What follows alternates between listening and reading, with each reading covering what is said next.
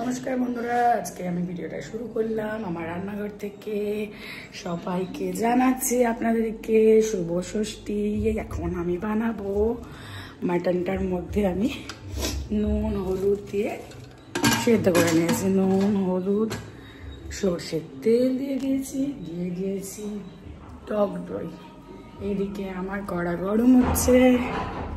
এবার আমি একে একে আলুগুলো ভাজবো। আলুটা ভেজে নিয়ে তারপর আমি মাটনটা রেডি করব।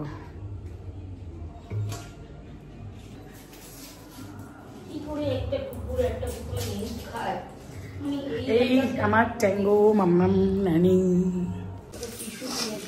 আলু ভাজা হয়ে গেছে, এখানে পেঁয়াজ ভাজা চলছে মাটনের, এখানে আছে চাউমিন, এইখানে আছে ফিশ ফ্রাই। আজকে ষষ্ঠীর খাওয়া দাওয়া। আমার মা উপোস করেছে, তো আমার মা সকালবেলা খেয়েছে লুচি। এই দেখুন ফুলকপি আলু ভাজা, আর এখানে আছে সাদা আলুর তরকারি। তো ভিডিওটা আমি শুরু করলাম এখন রাত্রিবেলায়। আমি এখন ভিডিওটা শুরু করলাম, এখন বাজে পুরো 10টা। এখন আমার রান্না বসছে, পুজো বলে কথা, খাওয়া দাওয়াতে হবে নিশ্চয়ই, তবে একটু লেট হয় হোক।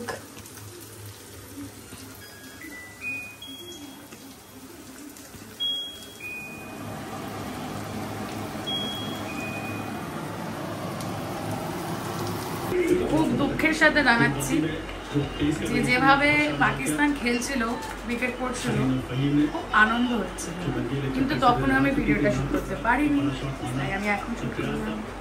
এখন দেখতে পাচ্ছেন যে আমাদের অবস্থা কি হবে।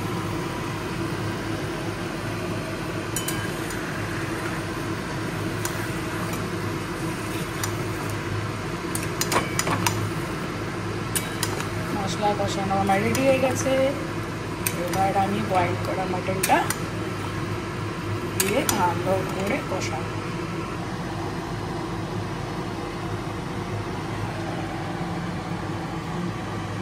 তেল গরম বসিয়ে দিয়েছি, এবার আমি এখন ফিশ ফ্রাইগুলো ভেজে নেব।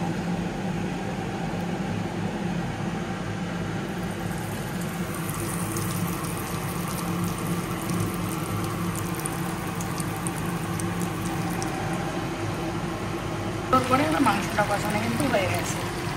এবার আমি প্রেশার কুকারের মধ্যে যেই মাংসের স্টকটা রয়েছে সেই স্টকটার মধ্যে আলু দিয়ে আর মাটনটা সেদ্ধ করে নেব। আগে 4টে চিঠি দিয়েছি, এখনও 4টে চিঠি দেবো।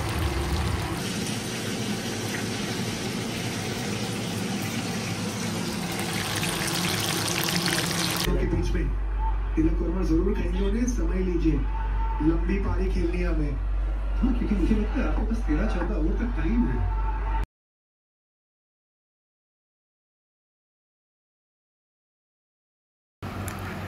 ইন্ডিয়া পাকিস্তানের ম্যাচ সব সময় বেটার হয়। আপনারা কে কে খেলা দেখতে ভালোবাসেন আমার মতন জানাবেন। ষষ্ঠীর দিন আমি কোথাও বেরাইনি, বাড়িতেই ছিলাম।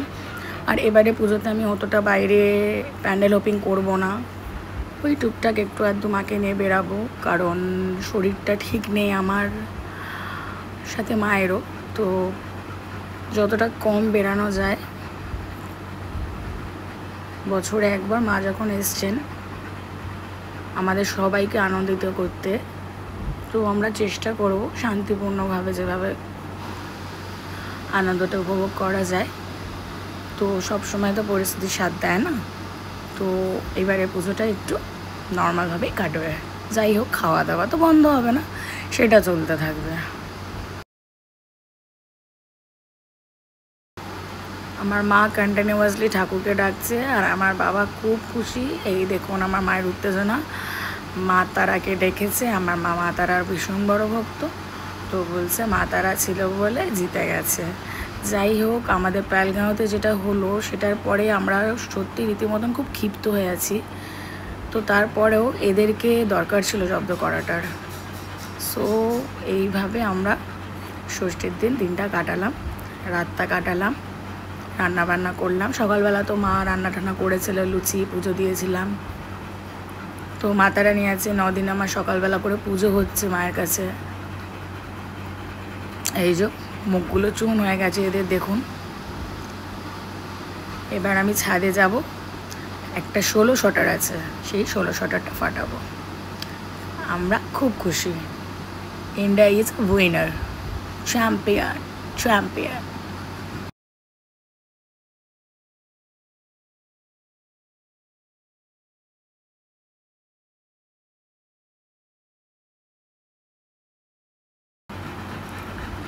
भारत माता की जय।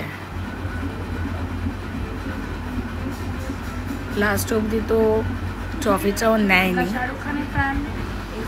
সেটার পিছনে রিজন আছে। আপনারা যারা খেলা দেখেছেন আপনারা জানেন, ওদের উচিত মুহূর্তের জবাবটা এটাই দেওয়ার হয়েছিল। তো খুব খুব খুব হ্যাপি।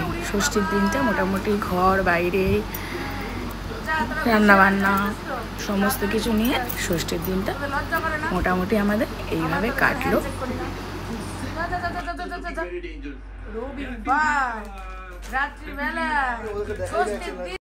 ইন্ডিয়া জিতে গেছে বলে আমরা সবাই মিলে ছাদে উঠে 16 শটার্স ফাটিয়ে ইন্ডিয়াকে ক্লাব জানালাম। এই দেখুন আমরা এখন ছাদে বাজি ফাটাচ্ছি। India India India.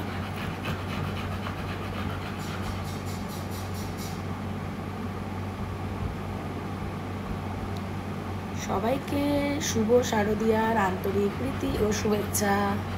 সবাই আনন্দ করো, ভালো থাকো, সুস্থ থাকো, আমার পাশে থেকো, এগিয়ে যাওয়ার জন্য সাহায্য করো। Thank you. আবার সপ্তমীর দিন দেখা হচ্ছে, আমি কি করলাম কি করলাম না সমস্ত কিছু আপনাদের কাছে নিয়ে আসছি। Good night.